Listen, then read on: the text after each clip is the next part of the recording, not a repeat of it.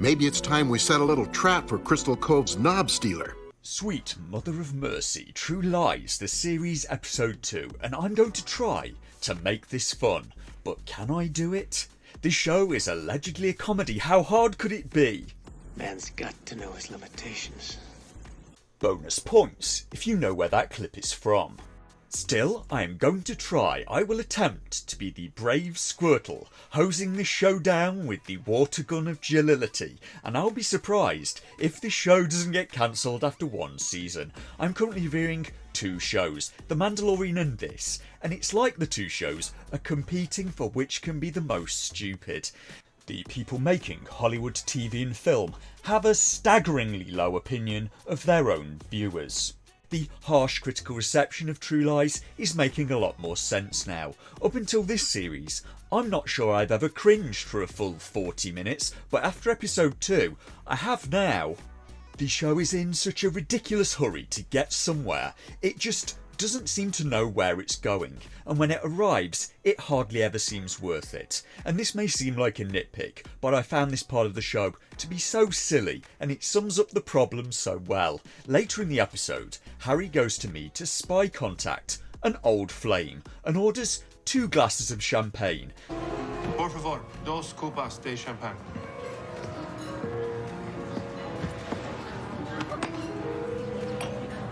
And count with me. Por favor, 2 copas de champagne. 1, 2, 3. The time between him ordering and the champagne being placed on the table was about 3 seconds. And where did the waiter even come from? A portal? In addition, the episode starts with Helen already being trained to be a spy. It's like they're trying to get as much in as they can before someone bodily pulls them off stage with a cane or a shepherd's crook. And what can I say about this? The 1994 film that this series was based on was quite good, but the makers of this show are like an inverted Rumpelstiltskin. They have the ability to take gold and spin it into straw. And I have increasing doubts about the ability of the stars of the show to pull it off, because this is the new intro to the show that they introduced in episode 2. I'm Harry Tasker, husband, dad, computer salesman. And for 17 years, the most important person in my life didn't know I was also something else. And Steve Howe's delivery feels so flat and lifeless to me. Did they do other takes? Was this the best one? Because it sounds like he was doing a read while solving a Sudoku. And style-wise, it's a lot like the Burn Notice intro. My name is Michael Weston. I used to be a spy until... We got a burn notice on you. You're blacklisted. When you're burned, you've got nothing. No cash, no... A voiceover introducing the show's concepts, but Steve Howe and Ginger Gonzaga don't seem able to pull it off like Jeffrey Donovan did. And if you want an example of what I'd call a good intro to a TV show, try these.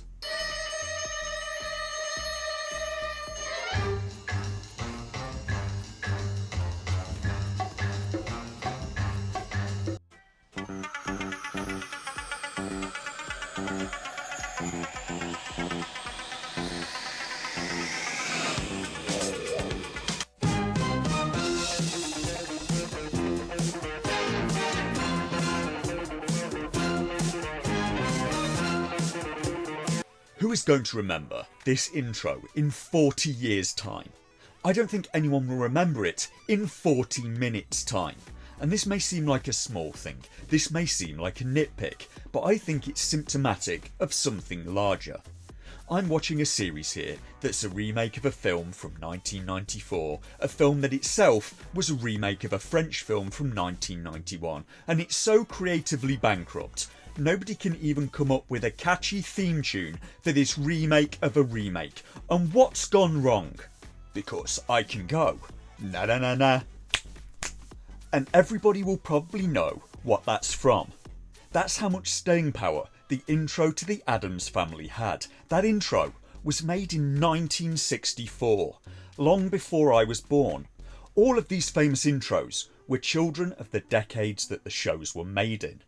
Examples of the dominant musical styles of the time We don't even seem to have dominant musical styles any longer. And something's gone very wrong. We've somehow gone from Led Zeppelin to Ed Sheeran.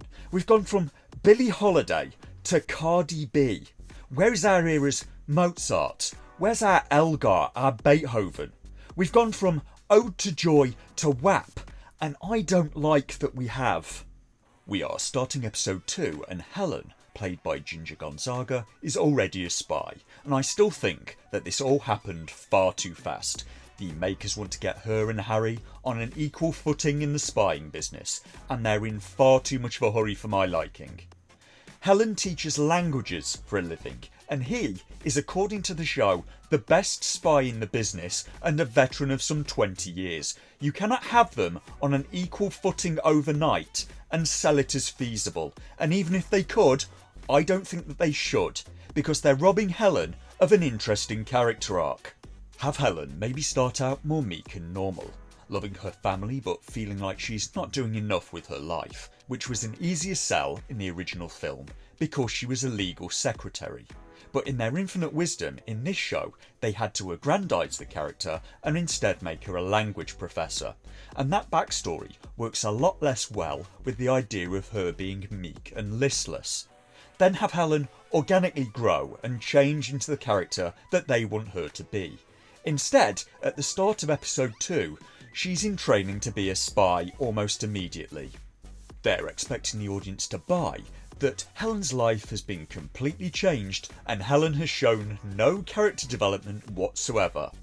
The Terminator would have been a far worse film if Sarah Connor, when first seeing the Terminator in the Tech Noir nightclub, had instead missile drop-kicked it through a plate glass window. They do a training sequence with Helen at the start, and it's something, I suppose. At least they bothered to do some training with her. At least that puts the character one rung above Rey Skywalker. It's the bare minimum, but at least they did that much. Helen has to navigate a web of lasers, and it reminds me of the Catherine Zeta-Jones film Entrapment, but far, far worse. I'm not sure why she's doing flips, when from the lasers it looks like she could just step through. It looks like you could just crawl underneath the whole lot anyway, but she instead chooses to flip and sets the alarm off, and then loses a training fight to one of the team pretending to be a guard. That's right, she fails the training, and then they send her on a mission anyway, to Madrid to stop a bioweapon terrorist attack. As you do. I mean, why not send a raw recruit that just failed basic training? It's only a bioweapon attack, and spoiler, we later find out that it wasn't. It's actually 12 bioweapons spread throughout Europe, and they sent a trainee in. And none of this makes any sense. They then show a graphic of how this plague would spread throughout Europe, and it would probably go worldwide, if recent history's anything to go by. So this Omega sector run the operation in a foreign country with 5 people. That is what they take to stop this bioweapon that will spread bare minimum all over Europe. And if it spreads that fast, probably Asia, the Middle East and Africa too. They send 4 agents and a trainee. They don't tell the local authorities. I'm not sure the Spanish government and the EU would be overjoyed by any of this. I mean, you're allied with Spain, you know. You can talk to them instead of just going in and blowing things up and shooting people. But it seems that Hollywood has to go all Team America again. So that is their mission. Go to Spain and stop the attack by finding a Spanish cryptographer called Jimena Diaz, and they're going undercover at a linguistics conference. They're going to Madrid, the home of some very unusual food, so expect lots of advertisements for bocadillo de pulpo, which sounds a lot more exotic than it does in English, where it roughly translates to octopus sandwich. And it pulls no punches, it delivers on that name wholeheartedly. So order that when you're in Spain if you're feeling brave and really want to try a bap that you can open up and the filling looks like Bill Nighy's face in Pirates of the Caribbean. The team arrive in Madrid, and Helen is worrying about what their daughter is up to back at home and that she may be vaping, instead of focusing on the bioterror mission as she probably should be. And they immediately bump into an old flame of Helen's at the linguistics conference, and Jimena is an old flame of Harry's, and what are the chances? Harry gets jealous and goes to meet Jimena, the contact, and she's a very presentable lady. It also turns out that the bad guys are planning attacks in a dozen countries throughout Europe. And Omega Sector sent 4 people and a trainee. And the only person that can break into the bad guys' system and break their encryption is one Spanish woman. The CIA can't do it for reasons. The bad guys show up looking for the encryption specialist, and Harry and her have to escape through an air vent. When Helen later sees the footage of the operation, she gets jealous when she sees the attractive woman. And where did they get that picture from? That is one weird Spanish restaurant where the waiters get champagne to your table within 3 seconds of you ordering it, and they have a security camera in a back room filming an extractor fan. And that is when this episode really turns into a farce. They go to meet Jimena again, and she's being chased by the bad guys. Harry has to steal a motorbike from a Spanish guy who was nice enough to leave the keys in the ignition, and crashes it into the bad guys so Jimena can get away. The bad guys then kidnap Helen's ex-beau, thinking he's Harry the spy instead of just another Harry. And later the team has to rescue him while Helen goes to contact Jimena. I would have been happier with different actors in the lead roles. In an ideal world, when I thought about the Helen role, the 2 actresses that came to mind were Eliza Dushku and Jessica Alba, because both have shown in the past a skill set that they would need for this role. And for the Harry role, I thought maybe Jensen Ackles, if he wasn't busy doing The Boys, because him and Jessica Alba had interesting chemistry on the series Dark Angel, another James Cameron project. But while writing this, I found that apparently Jensen Ackles didn't like working with Alba on Dark Angel, and it sounds like she was kind of a bully if his story was true. So I guess you never know.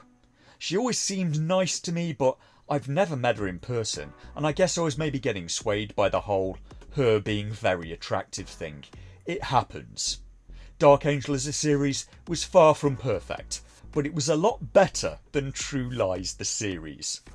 Helen goes to Jimena's safe house, and yeah, I have very strong doubts that safe house is really in Madrid. That house with a garden out front, I'm guessing that's probably in LA, somewhere in the Hollywood Hills, because that doesn't look like a place where people live in a Spanish city. I also tried looking it up, and there is no Calle de Marta in Madrid that I can find. There's a Calle de Santa Marta, and that looks like this. And that is pretty usual for a Spanish city.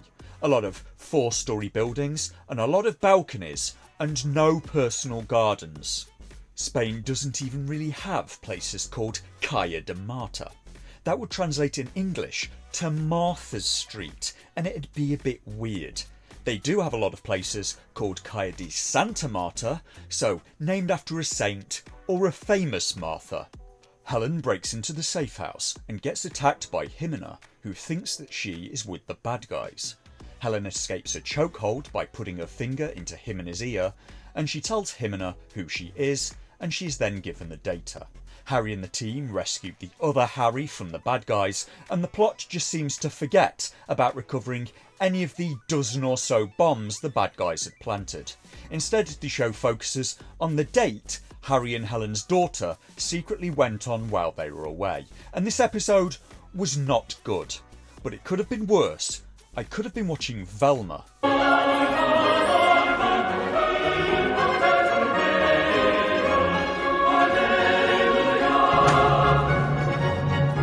Those look good. A big salty clam would sure go great with this heat.